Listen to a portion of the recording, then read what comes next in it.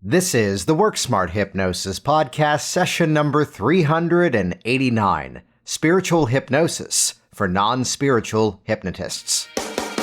Welcome to the Work Smart Hypnosis podcast with Jason Linett, your professional resource for hypnosis training and outstanding business success.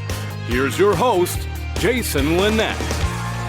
Welcome back to the program, and this may be a rather interesting episode for some of you, and there's a bit of wiggle room in terms of exactly what this topic is about.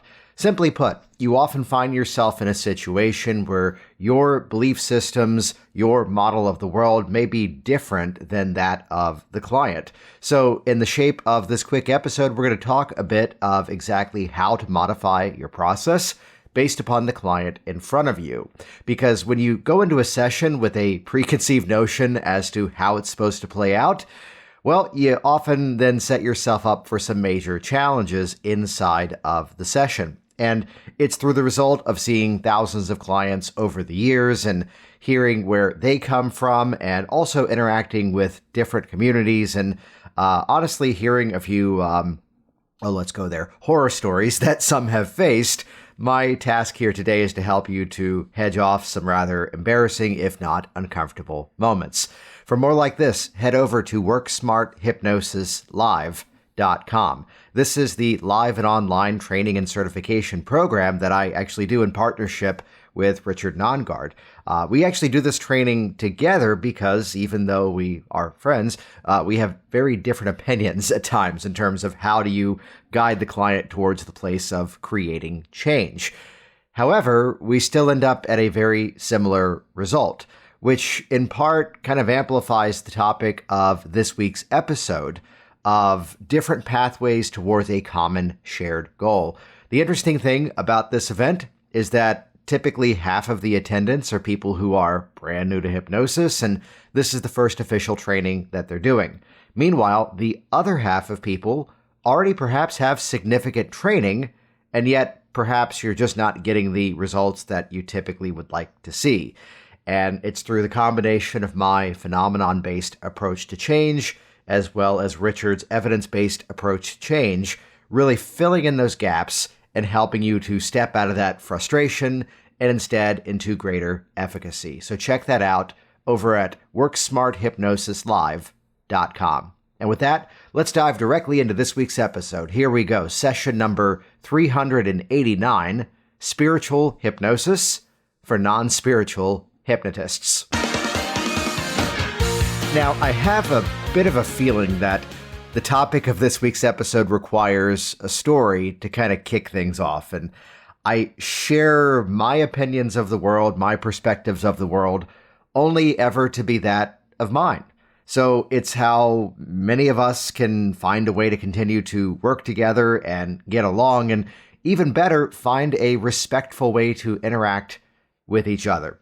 So I give you that as the introduction because, well, half of my family, let's get very specific here, half of my family are actually people who were basically Southern Baptist pig farmers in a part of Virginia that none of you would have ever heard of.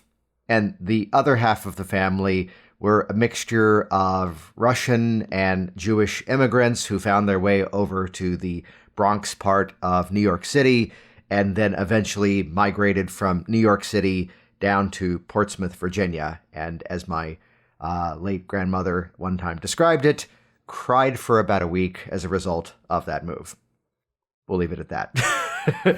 Yet I share that because, and Lynette was Lynetsky up until 1906. You often see a last name that typically is like 5 or 6 letters. Part of the history of the immigrants coming over from Ellis Island was that they would, find the last name and then reduce it down. And in different documents, we have spellings of the last name with either an I or a Y.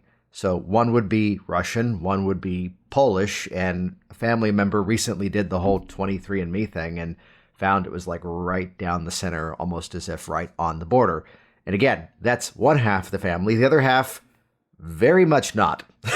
And I share that because personally, it kind of morphed me into being that person who, quite honestly, did not end up really subscribing to either side because, and it's not a matter of belief or disbelief, it really instead came around to, I would say, more so an appreciation of both.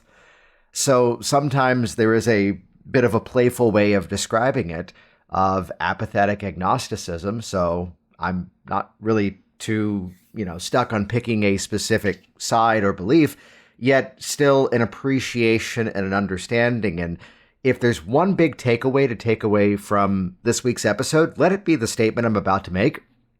One of the bigger issues we find, I would say, in our world right now is that at the end of the day, by way of sort of chunking up our individual value systems, our own specific beliefs, you start to find that the more you explore it, the more you realize we all kind of agree.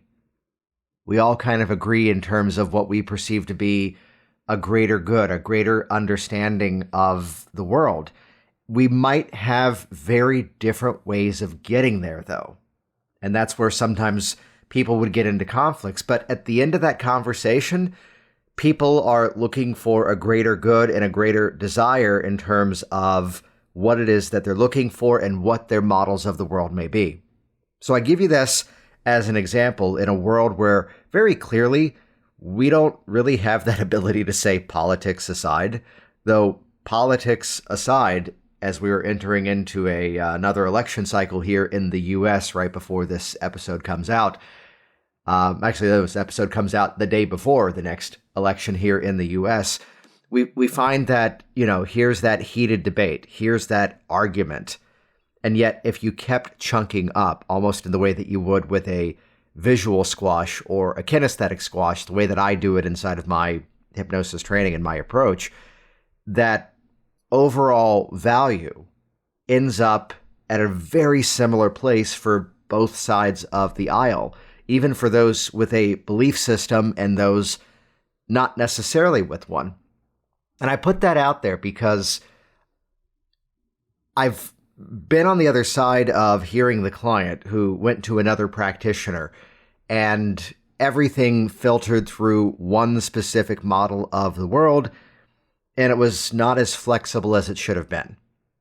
And that created an extremely uncomfortable scenario for that client, and not for any specific bragging rights, but instead that's why they eventually discontinued the services elsewhere and then found their way over into my office. And the question being is, do you do this? Do you do this with your clients? And my answer was, my job is to be a chameleon.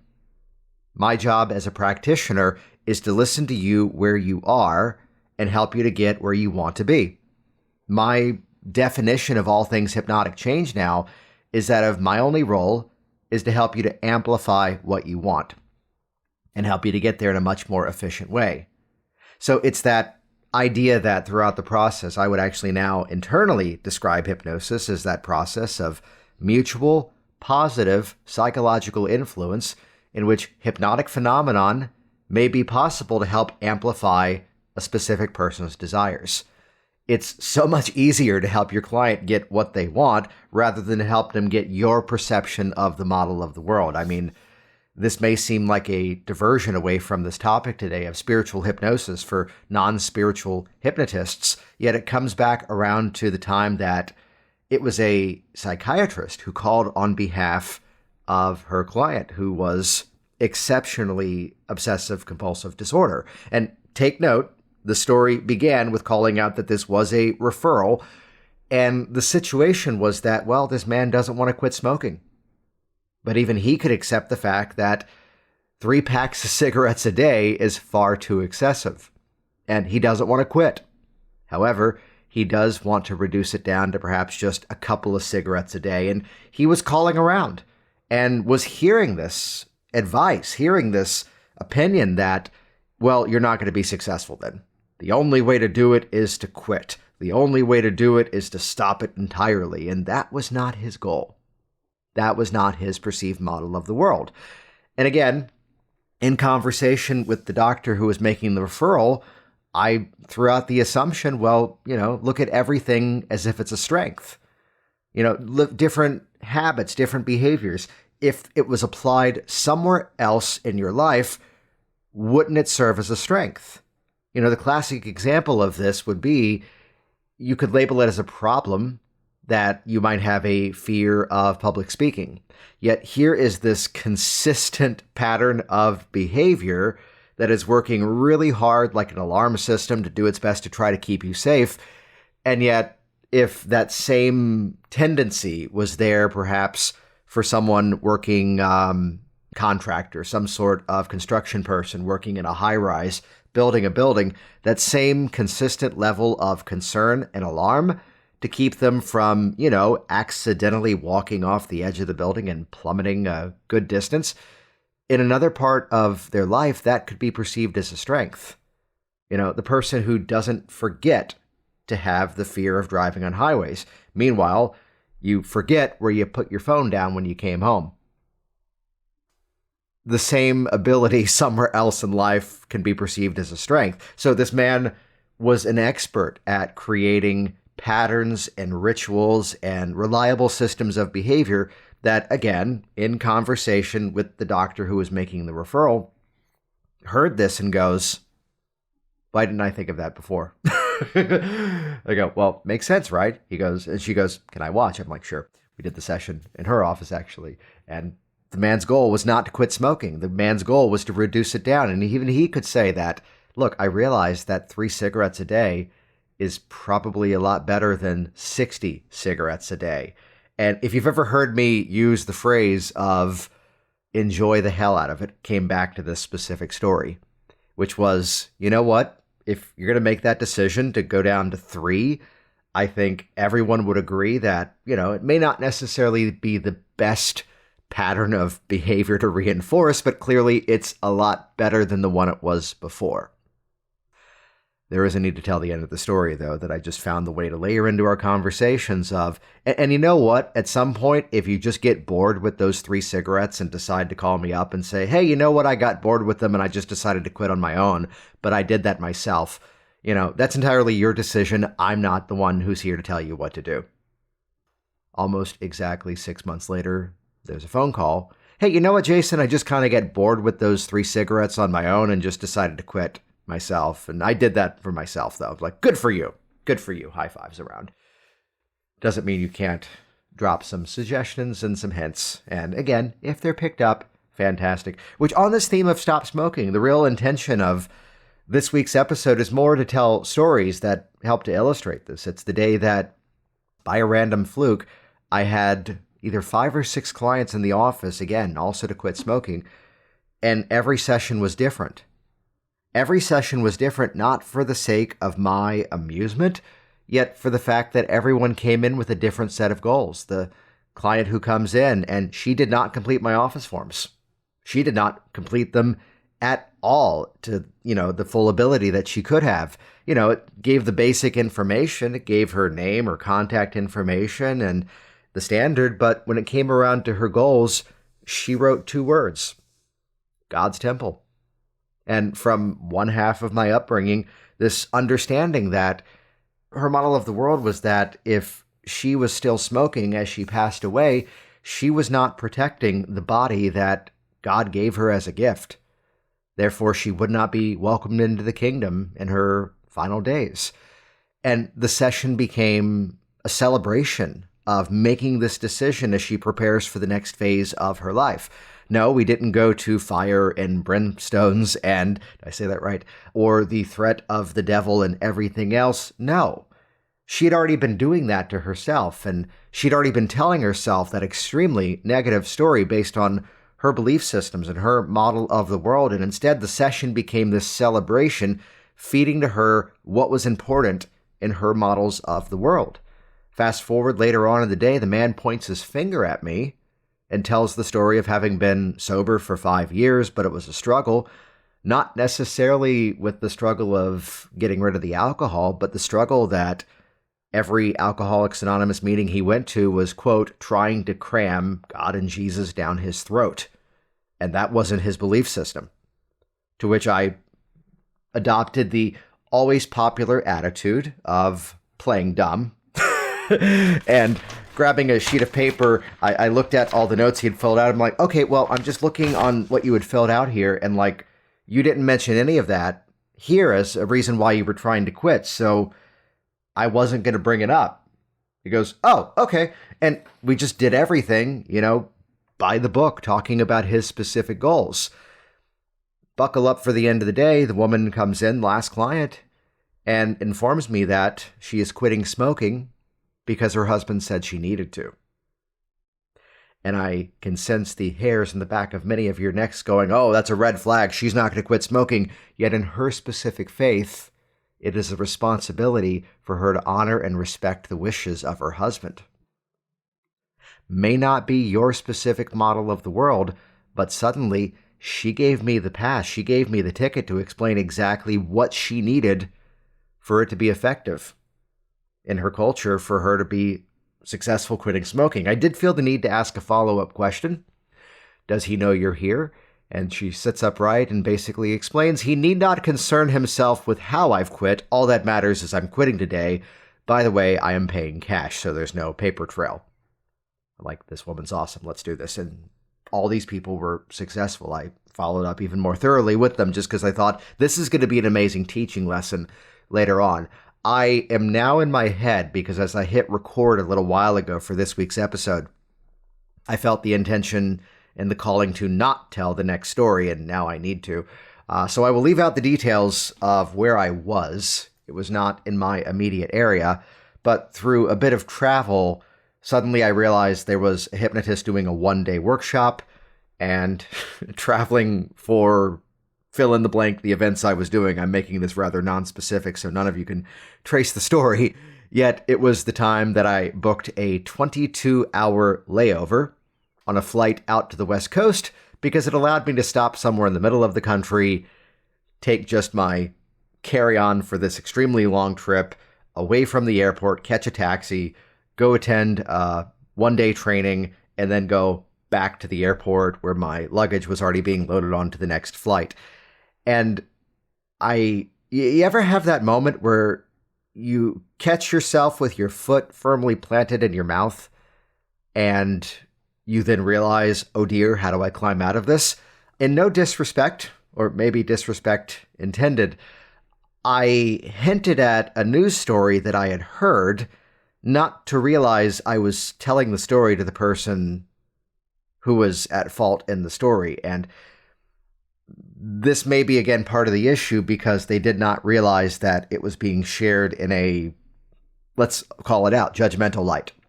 There was a person who was bringing a lot of themes of a very Catholic way of looking at the world into client sessions that she was doing with children in a predominantly Jewish area. And it made the news. It made the news because there were complaints. Not something that we would technically say would be like a major ethics breakdown or could have been much worse. Again, my opinion is at the end of the day, we all agree. We all come around to different ways of arriving at the same themes. And as I tell, oh yeah, I heard the story of this person who this was happened. Oh yeah, that was me, with a smile on the face. I will say this makes you kind of ask and question the calibration skills of being able to read the room and model what's important. The opposite of all of this is the client who I worked with that she was a chaplain for the Navy, and part of that role, I had a friend who was a chaplain for a once famous traveling circus who told the story of having to do a funeral ceremony for 4 different faiths plus non-denominational when one of the favorite elephants passed away with age. An elephant that wasn't even ever in the shows, but was the mother of a few of the elephants and traveled. And to hear her, my friend in the circus, that's the transition you expected to hear today, telling the story of how this greater appreciation of how that community came together towards something that was important to all of them. And here's my client, the female chaplain for the Navy, and in the midst of a session suddenly brought us into what became perceived to be a past life regression. Into the session, she kind of sits there for a moment and says, that was interesting. Then she asked the question, did I bring you there or did you bring me there? And I respond the same way I would teach it. Here's the model of hypnotic regression that we will sometimes make use of, and the rule is never lead the witness. Only asking open-ended questions. What's going on? What's happening now? What's that feeling inside of you? What do you think is going to happen? What happens now? And from that, she goes, isn't that interesting? Well, that changes a few opinions now, doesn't it? Thanks me, leaves an amazing review, and as she put it, she goes, it did not change my belief systems. It did not make me dismiss anything. Instead, it made me realize that there's a few other thoughts out there and opinions that I may be a little bit more open to now. So the purpose of this week's episode is one where, I'm not about to sit here and say, here's the opinion you ought to have.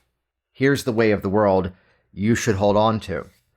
And I'll share it has been inspired because there is an interesting movement in the entrepreneurial world, that of what's deemed as the kingdom entrepreneur, that the fastest pathway, and do not hear any of this paraphrase as any negative whatsoever, this fastest pathway into heaven is to become the most successful entrepreneur you can, because entrepreneurial skills are the fastest way to improve people's lives and expand your business in a way you can bring on a team of people and become that job creator and improve the world in a really direct way. And some could hear this and from a almost cynical perspective go, well, that's really just looking for a rationalization. Oh, that might just be looking for a reframe as to why it's okay to earn money, from a community that may at one point said, oh, money's the root of all evil, it's greed, and perhaps or perhaps not. Yet it's inspired because there's a way that some people approach that conversation now in that world that put up a wall, that make others don't feel welcome, versus the ones who can, well, let's go with the classic Ericksonian listing pattern. For some of you, it means this. For some of you, it means that. And even if this isn't necessarily your belief system, perhaps these words take on different meanings to you. So on this theme of spiritual hypnosis for non-spiritual hypnotists, what I say is it's kind of the same conversation, to massively oversimplify this perhaps, to talk through the angle of whatever that means to you.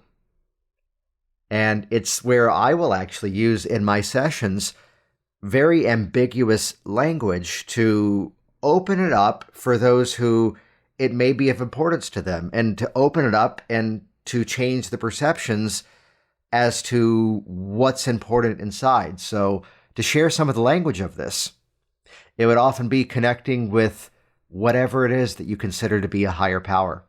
For some people, it may be faith or religion. For others, it may be family. For some, it may be this belief system that people are at their core operating to the highest good.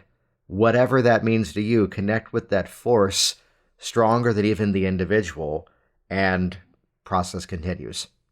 And it allows that opening for that person who that does need to be part of their perception, for that person who that does need to be part of their change journey, to go where they need to go and process what they need to process.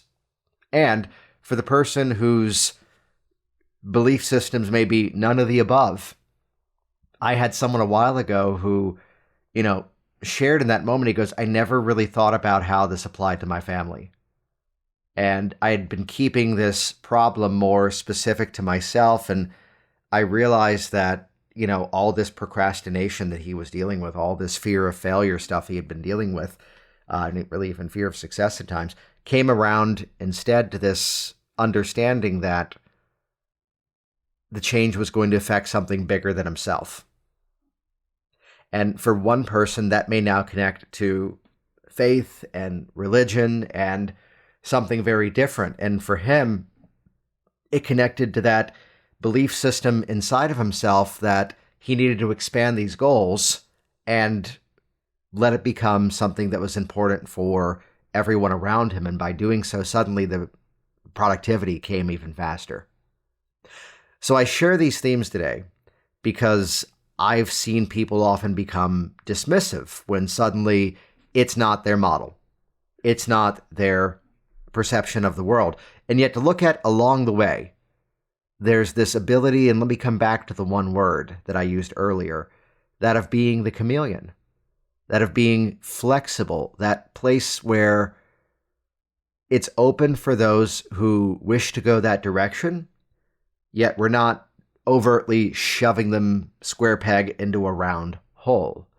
So my whole goal of this was to kind of open up some of those thoughts, perhaps even open up a dialogue for those of you that are members of our free Work Smart Hypnosis community. You'll find links to that online, or just do a search inside of Facebook.